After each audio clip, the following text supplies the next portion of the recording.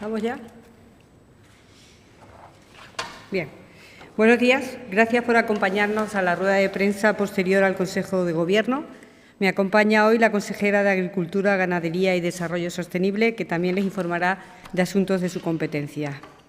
Quería informarles y comentarles que se ha comunicado al Consejo de Gobierno la tramitación de emergencia y la ejecución de reparación de los daños ocasionados por las lluvias a mediados y finales de enero en la carretera autonómica EX107, EX344 y EX310.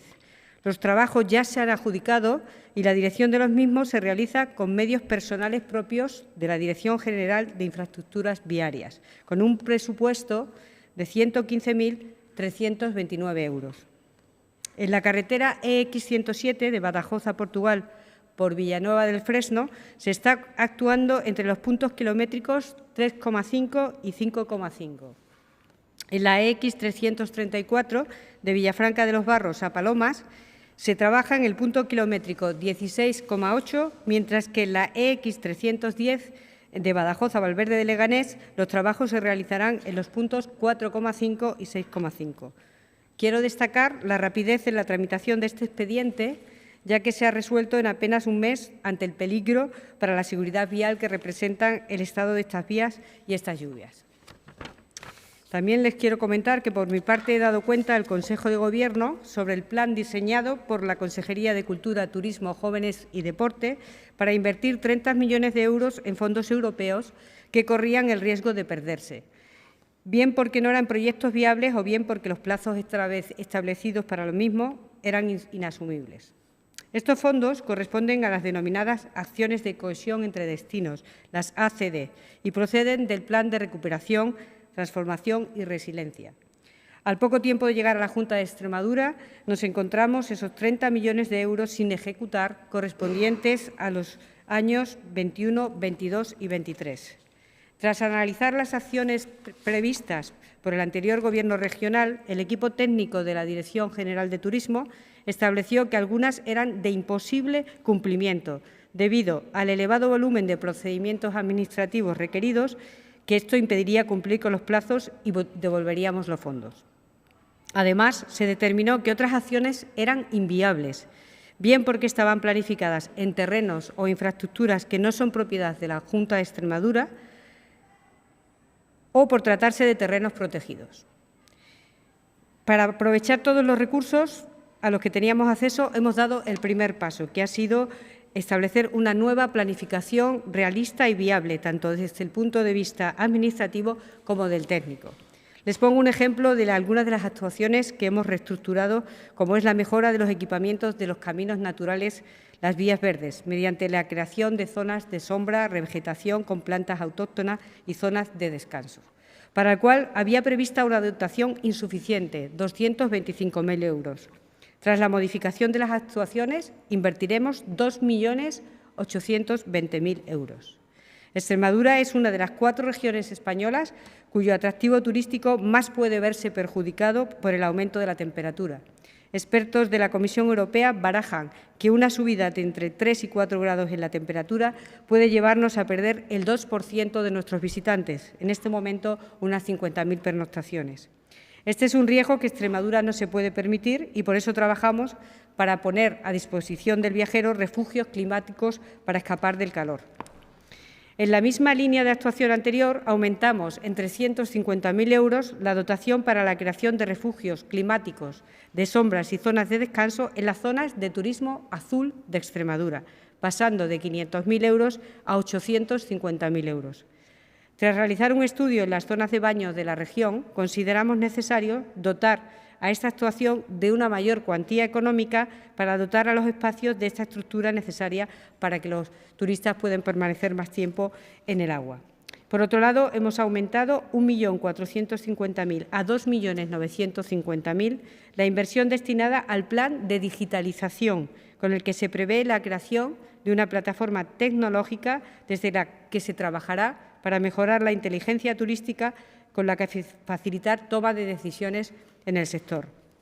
En este sentido, les avanzo que estamos trabajando de la mano de la Secretaría General de Transformación Digital y Ciberseguridad de la Junta de Extremadura, con el fin de recabar los requisitos necesarios para elaborar los pliegos y sacar la licitación de este proyecto estratégico de la Dirección General de Turismo. En el proceso de creación de esta plataforma involucraremos a todas las partes implicadas y agentes del sector turístico extremeño y habrá mesas de trabajo compartidas para tratar e incorporar sus demandas y necesidades. Cedo la palabra a la consejera de Agricultura. Buenos días, muchas gracias, portavoz. Hoy quiero informarles de un asunto de mi consejería que se ha aprobado en Consejo de Gobierno. Se trata del proyecto de decreto que modifica el decreto de las ayudas de las subvenciones para actuaciones en apoyo a la movilidad eléctrica, el conocido como MOVES 3. Como saben, a final del año pasado, las bases reguladoras del Real Decreto, contempladas en el Real Decreto, se modificaron, así que ha sido necesario hacer una adaptación. La adaptación ha consistido en varios aspectos. En primer lugar, la ampliación del plazo de solicitud, que se amplía hasta el 31 de julio de este año 2024. Y así, de esa manera, poder llegar a más posibles interesados que quieran presentar solicitudes. Además de la ampliación del plazo, como ya hemos hecho otras veces, hemos aprovechado para simplificar la gestión e introducir algunas novedades que vayan a una agilización del procedimiento. En este caso, vamos a suprimir la comisión de valoración para que, a medida que vayan entrando las solicitudes, se puedan ir resolviendo y hacerlo con mucha más agilidad y eficacia. Hemos dicho en muchas ocasiones que este es un objetivo del Gobierno de la presidenta Guardiola, la simplificación, la agilidad y por lo tanto, en ello estamos trabajando. También modificamos algunos aspectos como el número de vehículos que son subvencionables o cómo pueden llegar o cómo pueden tener acceso las empresas y los particulares. En concreto, la antigüedad de los vehículos de demostración, es decir, aquellos vehículos de demostración que están en los concesionarios y que quieran venderse, pueden ser subvencionables hasta un máximo de una antigüedad de 12 meses, anteriormente era de 9, y un máximo de 90 vehículos dentro del mismo concesionario.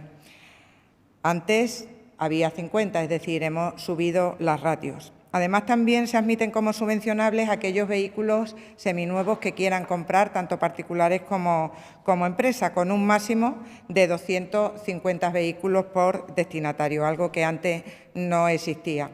Y también hemos ampliado el número de vehículos máximos subvencionables por beneficiario hasta 250 vehículos para las entidades locales, el sector público institucional y para las empresas.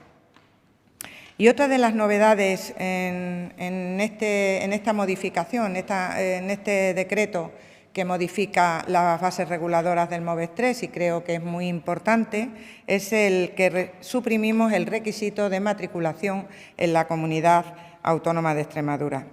Así se establece la necesidad de que los vehículos subvencionados se adquieran en un concesionario o punto de venta de nuestra comunidad autónoma, salvo que quiera adquirirse un vehículo en el que no se disponga de concesionarios físicos convencionales en el territorio de la Comunidad Autónoma de Extremadura, en cuyo caso, si esto ocurre y van a un concesionario de fuera de la región, el beneficiario, el último destinatario, tiene que tener domicilio fiscal en nuestra comunidad autónoma.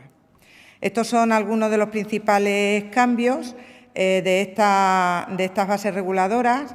En cuanto al importe total de la convocatoria, sabéis que tiene dos líneas. Una es la de adquisición de vehículos eléctricos, que está dotado con algo más de 6 millones de euros, y una segunda línea de incentivos para la implantación de infraestructuras de recarga, que está dotado con 10,9 millones de euros.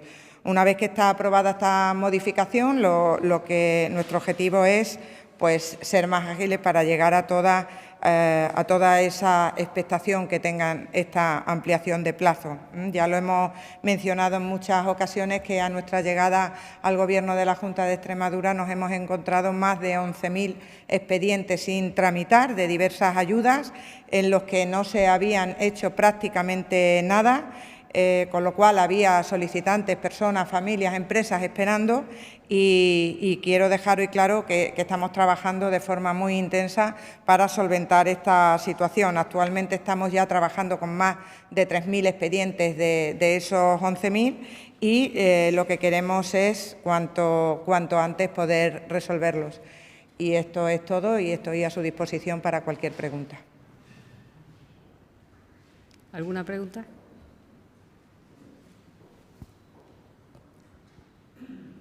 Hola, buenos días. Buenos días. Empiezo por esto último. Ha dicho que había 11.000 expedientes sin tramitar y 3.000. No sé si en concreto de esta convocatoria de ayudas puede decir cuántos expedientes hay, cuántos se han resuelto, cuántos faltan. En concreto no. En general son más de 11.000 expedientes fundamentalmente y los más numerosos son de las ayudas al autoconsumo.